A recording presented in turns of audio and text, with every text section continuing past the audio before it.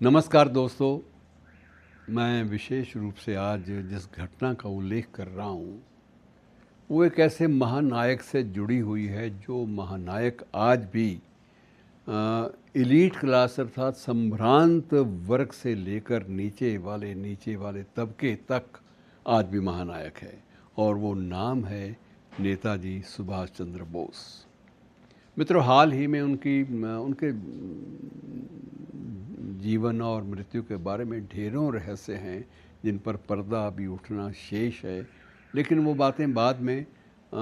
एक नवीनतम घटना का जिक्र मैं आपसे ज़रूर बांटना चाहूँगा, और वो नवीनतम घटना ये है कि नेताजी की बेटी,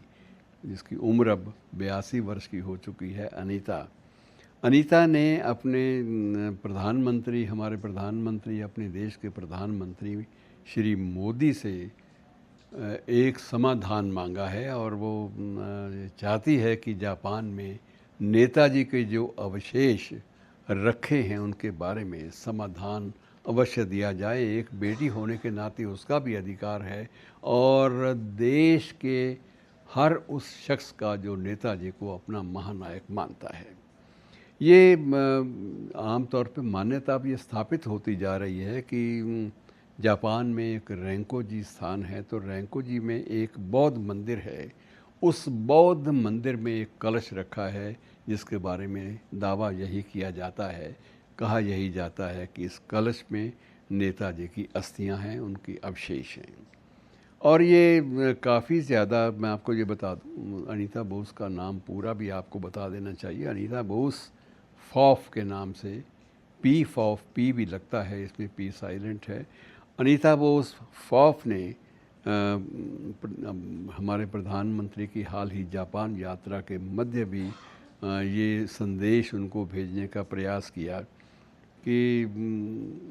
उसके पिता की और देश के महानायक की अस्थियों के बारे में अंतिम समाधान अवश्य निकाला जाए। मित्रों, नेताजी अब शायद एकमात्र ऐसे महानायक हमारे स्वाधीनता संग्राम के हैं जिनकी मृत्यु के कारणों और मृत्यु के रहस्यों को रहस्यों से पर्दा हटाने के लिए एक बार, दो बार नहीं बल्कि तीन बार, चार बार आयोग बैठाए गए, लेकिन अंतिम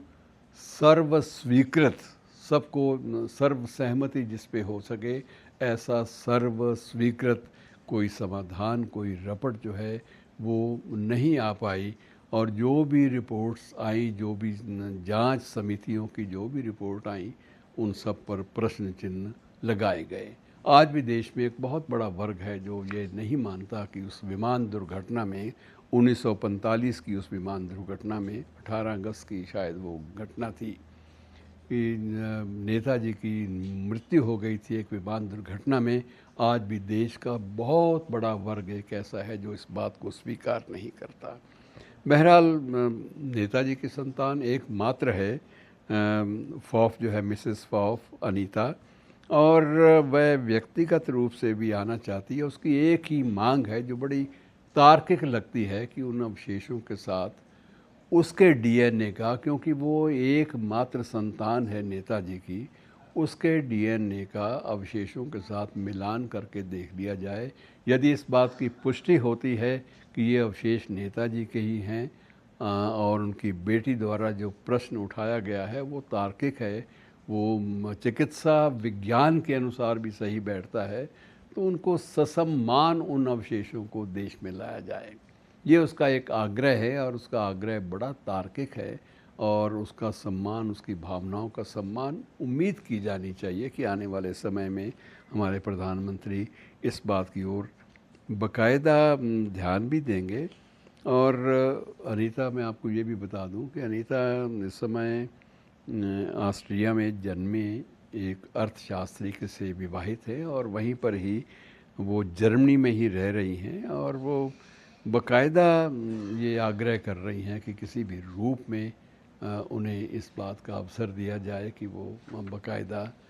अपने पिता के बारे में, उनके अंतिम अवशेषों के बारे में कोई महत्वपूर्ण कोई निर्णय लाने में, निर्णय किए और निर्णय लिए जाने में वो उसका जो आग्रह है ये स्वीकार किया जाए, ताकि स्थितियां स्पष्ट हो जाए। क्योंकि डीएनए को आज इस समय में सबसे बड़ा प्रमाण माना गया है। यदि डीएनए मैच करता है, यदि डीएनए में कोई भी ऐसा संकेत मिलता है, तो इस बात को ससम्मान अश्रुपूरित आँखों से स्वीकार किया जाना चाहिए कि वे अवशेष जो 1945 के बाद से वहाँ रखे हुए हैं, ये हमें अपने देश में लाने की छूट मिल जाए और उनका सम्मान के साथ उनका जो जो हमारी भारतीय संस्कृति के अनुसार जो उनकी अंतिम क्रिया है वो यहाँ पर संपन्न हो। मित्रों, ये एक बहुत महत्वपूर्ण प्रश्न है और जनमत का समर्थन इस विषय में बहुत ही ज़रूरी है, बड़ा महत्व रखता है। धन्यवाद।